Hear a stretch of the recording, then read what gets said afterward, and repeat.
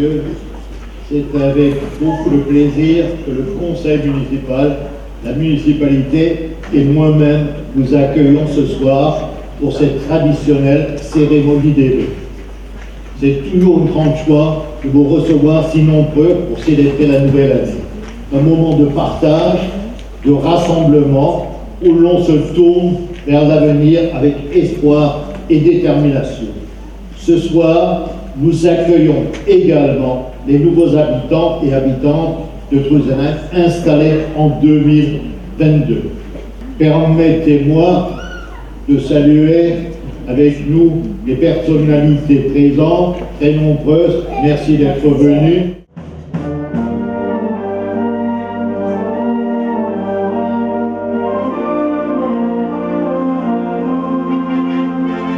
Le début d'une nouvelle année est synonyme de renouveau, de réflexion sur le passé et de déploiement de projets et d'objectifs pour le futur. C'est l'occasion de revenir sur le chemin parcouru et de prévoir la route que l'on souhaite emprunter pour la suite, en prenant les bonnes résolutions, en exprimant ses vœux de bonheur. Je ne dérogerai pas à cette tradition et tiens à vous adresser au nom de l'équipe municipale, de mon épouse et de moi-même, tous nos vœux de bonheur, de réussite et de santé, pour vous et ceux qui vous sont chers. Je vous souhaite de grandes joies et plein succès dans votre vie personnelle et professionnelle, pour relever brillamment les défis que cette année 2023 vous réserve. Je souhaite à celles et ceux qui traversent une période difficile le courage, le soutien et l'aide dont vous aurez besoin pour la surmonter. Je souhaite à notre commune de continuer à innover et à se développer avec dynamisme pour répondre au mieux aux besoins de nos habitants et habitantes. À tous les acteurs de notre commune et des alentours, notamment mes collègues élus de Trouzenhain et des communes voisines, les représentants des corps de l'État, du monde éducatif, médico-sociaux, associatifs, touristiques, économiques, les personnels communaux, du CCAS et des instances intercommunales, je vous souhaite de toujours prendre les bonnes décisions au service du bien commun avec la volonté de maintenir le bien vivre ensemble. Votre collaboration permet de faire de Trouzenhain une ville vivante, plaisante et attractive. Je souhaite à notre chère région Alsace de trouver le chemin de l'épanouissement. Notre identité alsacienne est juste, forte et précieuse. Gardons-la. Je souhaite à notre pays, la France, merveilleux pays, parmi les plus beaux au monde, que notre gouvernement et ceux qui votent les lois trouvent des réponses aux insatisfactions exprimées par nos concitoyens avec des solutions durables pour ne pas handicaper les générations futures. Et je n'oublie pas les grands défis face à l'urgence climatique. Je souhaite donc à ceux qui nous dirigent enthousiasme et courage, mais aussi implication et responsabilité de tous les citoyens. Cette cérémonie est aussi l'occasion d'accueillir les nouveaux citoyens et citoyennes, les jeunes de la commune, nés en 2005, qui fêteront leur majorité cette année, et les conscrits de la classe 2004. Je vous souhaite donc de démarrer dans la sérénité, la détermination, l'enthousiasme, cette nouvelle étape de votre vie. Restez ouverts, curieux, gourmands de la vie, et osez. Continuez à découvrir, à apprendre, forgez-vous vos propres opinions avec discernement et intelligence.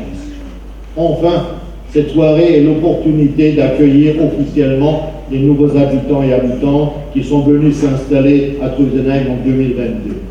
Je vous souhaite de tisser des liens qui vous permettront de vous sentir pleinement chez vous, si ce n'est déjà le cas. Bienvenue à vous. 2022, comme vous le savez, a été une année pleine de rebondissements, d'événements heureux mais aussi malheureux, une instabilité que nous n'avions plus connues depuis la dernière guerre et dont nous ne connaissons pas l'issue. L'épidémie toujours présente, comme vous le savez, la guerre en Europe, réchauffement climatique, inflation galopante. Voici quelques images des actualités qui ont marqué 2022.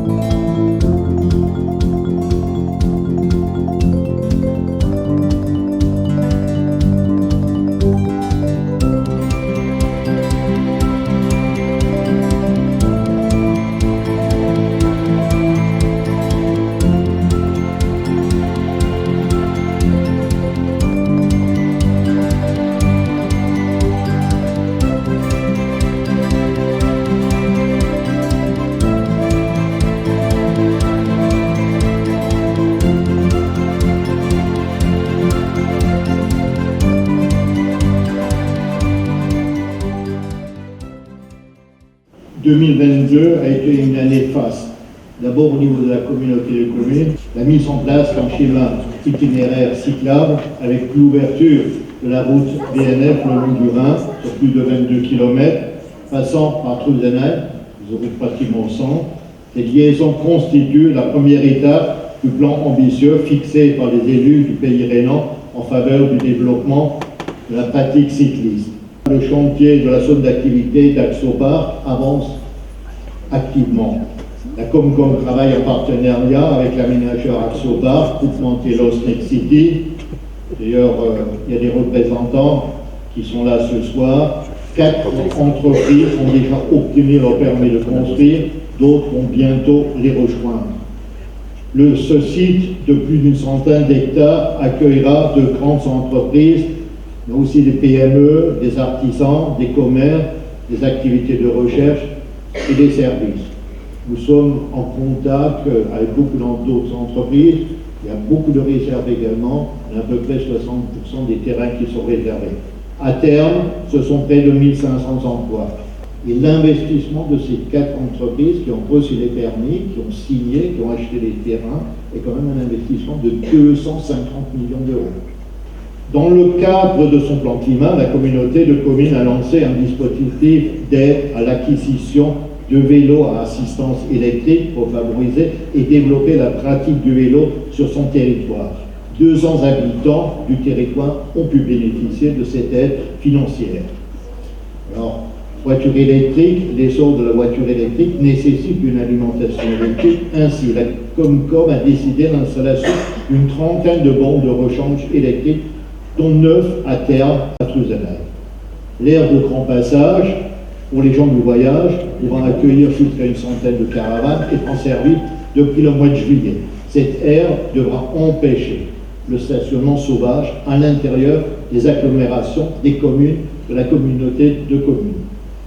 Début novembre, les agents du label France Service vous accueillent à Truzenheim pour un service public de proximité plus humain et plus accessible. Vous pouvez ainsi vous y rendre pour être accompagné dans votre démarche administrative au quotidien. La future maison des services au public, qui accueillera le siège de la communauté de communes, devra bientôt voir l'ouverture. En tout cas, les services techniques de la Comcom nous l'assurent. Enfin, cette année, Truzenheim s'est doté de la fibre optique grâce à une convention avec Orange signée par la communauté des communes. Face à la guerre en Ukraine, la mobilisation des Truzenheimois et Truzenheimoises a été rapide et efficace. Dès le début du conflit, la ville a mis en place une collecte de produits de première nécessité. Une soixantaine de cartons a ainsi été préparés en seulement quelques jours. Mais nous avons également mis à disposition gratuitement à la protection civile un hall de stockage de 1000 m² pendant une année pour permettre de faire le tri et organiser les acheminements. Merci encore à toutes les personnes qui se sont mobilisées et qui ont fait preuve d'une solidarité exemplaire. En 2022, nous avons célébré le 50e anniversaire du Funat avec Chifflange. Chifflange est une ville du Luxembourg. Repoussé de 2 ans pour cause de Covid, le jubilé a tenu toutes ses promesses. Une quinzaine d'élus, de membres de la commission culture, sport et loisirs de Chifflange constituaient la délégation emmenée par le Burgmeister Paul Weilmanskier. Les festivités ont démarré au pôle culturel par le vernissage de l'exposition du peintre luxembourgeois Adolphe Deville. Le 15 juin, nous avons également reçu Christophe Béchu, ministre délégué chargé des collectivités territoriales, à l'occasion d'une réunion publique pour les élections législatives. Nous en avons profité pour échanger, notamment sur des aspects réglementaires qui posent souci aux communes et à la population. Une visite de la préfète Josiane Chevalier dans notre commune a permis, par des moments d'échange et de convivialité, de faire plus ample connaissance. Les rues du collège et Beethoven, avec la place du maire Pierre Chaup, sont maintenant terminées. Au total, 1,6 km quand même ces 2 rues, bien arborées et mieux sécurisées. Elles apportent une nouvelle physionomie à notre commune, très agréable, et renforcent notre cadre de vie. Le parcours de santé a été refait en totalité, plus convivial, avec des accès pour enfants. Il peut se pratiquer maintenant en famille. L'éclairage LED équipe désormais 90% des bâtiments communaux et également 90% de l'éclairage public. Une manière de faire des économies d'énergie. Le réseau de vidéoprotection est en service avec une centaine de caméras. Dissuasive, lutte contre les incivilités, outils de recherche pour les gendarmes, je ne vous cache pas, qui nous a permis déjà d'élucider plusieurs faits délictueux. Plusieurs labels sont venus l'année dernière, c'est vraiment une très belle année, des labels qui sont à mettre d'ailleurs au mérite de toute la population, nous sommes couronnés pendant cette année 2022. Toute la population a participé à cela, les services communaux, les associations, les scolaires et les élus. Nous pouvons en être très fiers. D'abord, nous avons reçu le label Ville sportive Grand Est en faveur de la promotion du sport pour tous. 5 communes seulement dans le Bas-Rhin l'ont reçu jusqu'à maintenant. Merci aux acteurs sportifs toulousainois qui ont pleinement participé à son obtention. Ensuite, le label Commune Nature a été attribué à notre ville. Toulouse-Senheim a décroché le plus haut niveau avec le bonus, en plus des 3 libellules.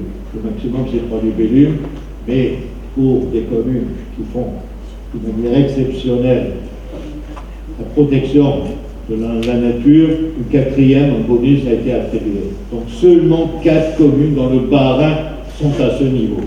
C'est une reconnaissance très forte pour notre politique volontaire en faveur de la biodiversité, de la protection de l'eau et des ressources. Cet environnement de qualité, mettant en harmonie les espaces urbains et le fleurissement, l'alliance entre aménagement paysager et création artistique, la diversité des plantes, la préservation des ressources ont ébloui le jury national des villes et villages de France par la beauté de notre ville. D'ailleurs, André, toi qui précise au niveau régional le fleurissement, le tourisme, voilà, c'est quelque chose de très important. Alors le jury est venu, il a eu un coup de cœur qui, en plus de la reconduction du label national 4 fleurs, a attribué le prestigieux label Fleur d'Or. Seules 7 villes et villages en France ont obtenu cette distinction pour l'année 2022. Et nous sommes la seule en Alsace qui a reçu cette distinction. C'est un honneur, c'est un très grand honneur pour notre commune. Une récompense, mais c'est surtout une reconnaissance du talent de nos équipes municipales, également de vous toutes et tous, petits et grands, qui participaient à nos projets citoyens.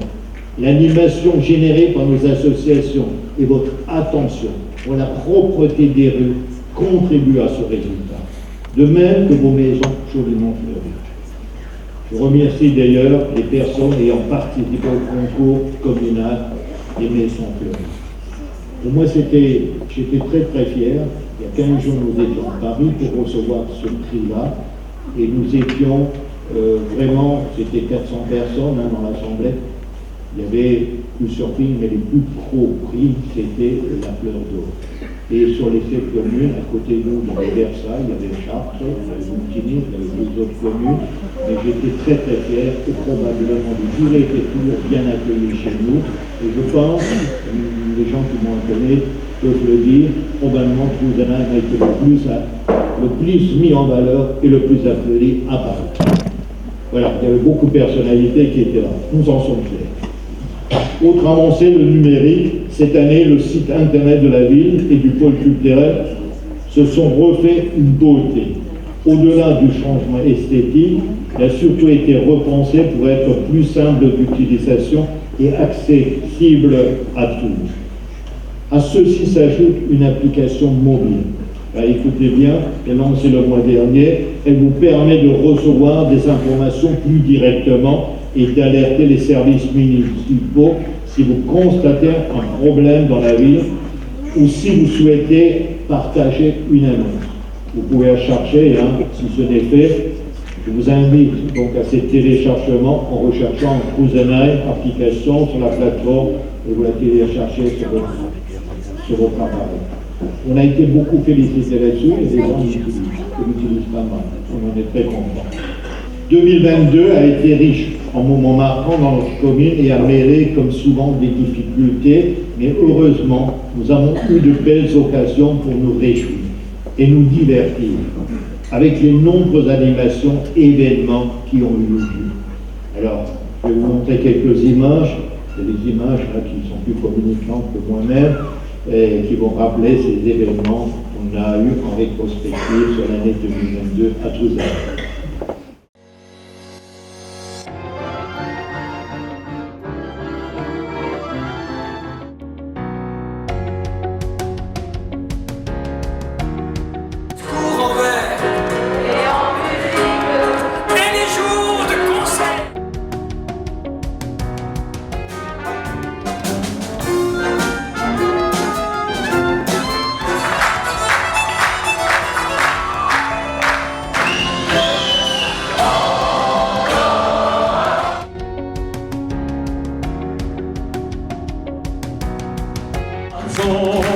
Au partigiano, portami via a tua bella ciao.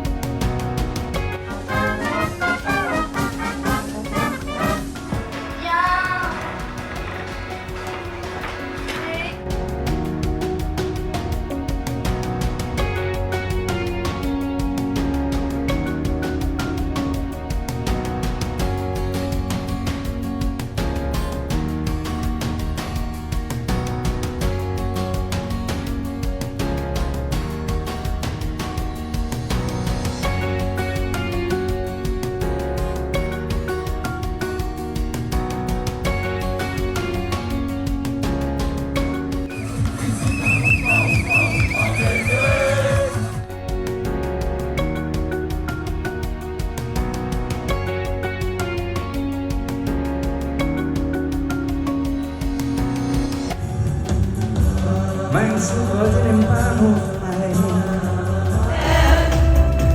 Der deinen Namen trägt.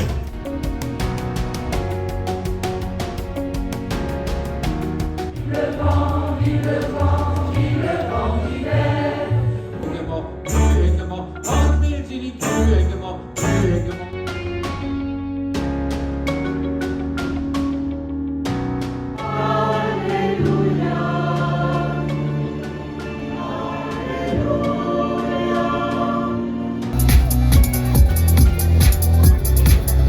Écoute, j'apporte un petit gâteau.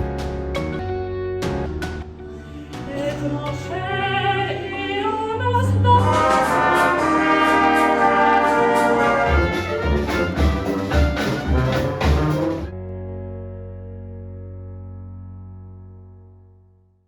Vous le voyez, mesdames et messieurs, par ces quelques extraits, Truzenheim est une ville vivante et animée, où il fait bon vivre.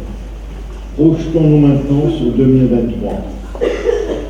2023 sera une année très incertaine sur le plan mondial, avec une inflation qui ne sera pas maîtrisée en 2023. Le réchauffement climatique nous apportera de nouveaux dysfonctionnements environnementaux. Et la guerre qui, espérons, ne prendra pas une dimension supplémentaire. Néanmoins, dans notre commune, nous souhaitons maintenir notre qualité de vie et le bien vivre ensemble. Pour cela, nous continuerons à mener nos projets avec détermination et courage, en maîtrisant au maximum les coûts, surtout de l'énergie. Nos projets, les différents sanitaires du rôle de pêche, en 3, plaisant et prisé, rendra encore plus de valeur. Les commandes sont passées et le chantier devrait démarrer incessamment. La maison de retraite verra également quelques projets, pour l'agrandissement des vestiaires. Maison de retraite conçue au départ pour 25 employés, nous sommes au double actuellement, puisqu'on est devenu un EHPAD. Là également, les marchés des travaux sont commandés et le chantier démarrera prochainement. Les vestiaires et clubhouse du foot existants sont hors normes et doivent être remplacés. Nous sommes dans la négociation de tous les lots auprès des fournisseurs en cherchant avec eux les possibilités d'économie. Le démarrage des travaux devrait se faire au milieu de l'année. Le projet du deuxième pont sur la Moselle, avec la route de contournement, est un des plus importants projets portés par la commune. Les études sont très longues. L'étude hydraulique située en zone inondable, les études environnementales, agricoles, achat de foncier. Ces études sont menées déjà depuis 6 ans et devraient arriver au bout, on a eu maintenant quelques autorisations, au bout, fin de cette année. Nous espérons pouvoir démarrer la construction en 2024. La demande de logement sur Truzenheim est importante. L'expansion économique entraîne une expansion démographique. Là, nous travaillons sur plusieurs lotissements. Le premier lotissement, les musiciens, est en phase de démarrage. C'est un petit lotissement avec des terrains qui seront commercialisés encore avant la fin de l'année. Et après, nous travaillons sur 2 autres lotissements, un qui se trouve dans la rue de Chanda, 3,5 hectares, et puis un autre vers la sortie vers Cézanne. Bon, ce sont des projets relativement importants, ce sont des projets qui vont se dérouler sur les 10 prochaines années. Le périscolaire de l'école Gachot, avec plus de 200 enfants à midi à l'école Gachot, on a un autre périscolaire avec 60 à l'école Molière, est trop petit. Nous allons créer une nouvelle unité de 100 places avec l'aide financière de la Comcom, du département et de la CAF. L'emplacement est choisi avec l'opportunité d'achat de la maison Klein. C'est un endroit très important avec l'église le presbytère, l'école farandole ici, tout ce complexe sur ce côté. Et puis on a eu cette opportunité d'acheter cette maison et maintenant donc c'est l'entrée vers l'église. On pourra effectivement quelque chose de sympathique, également permettre à l'extension du périscolaire à cet endroit où nous allons arracher la maison et la grange. On a eu une autre opportunité très intéressante, c'est en face nous avons un terrain, il y a un terrain de 12 A avec une maison, et nous avons acheté également cette maison, la maison Péchet. Ça veut dire que maintenant, pratiquement, tout cet îlot appartient à la commune, avec les parkings à côté, et qui nous permettra maintenant d'améliorer cet espace autour de l'école et de l'église, l'embellir également, créer des parkings. C'est quelque chose qu'il ne fallait pas rater, et c'est une opportunité qui nous permet maintenant, effectivement, de restructurer cet emplacement central de la commune. Un autre projet en cours est celui de la création d'une résidence senior. Une enquête préalable a été menée et s'est avérée positive. On a eu beaucoup de succès de demande, donc nous allons démarrer ce projet également par la mise en place d'un programme d'études à projet. Autre projet fort d'impact sur le futur, la commune de Trouzenheim est devenue propriétaire de l'ensemble du foncier et bâtiment de l'entreprise Cali. 42 hectares de terrain, 30 000 m² de bâtiment. Aussi, nous travaillons dans le but de le réhabiliter pour faire de cet endroit un pôle d'équipement complémentaire aux besoins de l'économie et ainsi renforcer l'attractivité. Il pourrait ainsi accueillir de l'hôtellerie, de la restauration, des salles d'exposition, de réunion ou autres espaces dédiés à la personne. Nous commençons à avoir des contacts avec des investisseurs. Autre projet porté par l'intercommunalité dans le contexte du plan de mobilité, la piste cyclable entre Sesenheim, Dalunden et Trouzenheim. Et là, nous sommes arrivés à définir le tracé, et en tout cas le maire de Dalunden est ici présent. Il soutient également fortement ce projet, puisque les enfants de Sesenheim et de Dalunden vont au collège de Trouzenheim. Et ça nous permettra effectivement de venir en vélo et en sécurité pour les enfants au collège. Alors, c'est vrai que Covid passé, petit à petit, le public retrouve le chemin des lieux de culture, notamment celui du pôle culturel, qui propose une programmation en destination de toutes et tous. Les expositions d'art seront au rendez-vous, ainsi que du théâtre, de l'humour, de la musique, teintée d'euro, de pop et de chasse. Cette saison est particulièrement spéciale, puisque nous fêterons en mai les 10 ans du pôle culturel et les 10 ans du musée Passé. Voici un aperçu de ce que la saison culturelle nous réserve.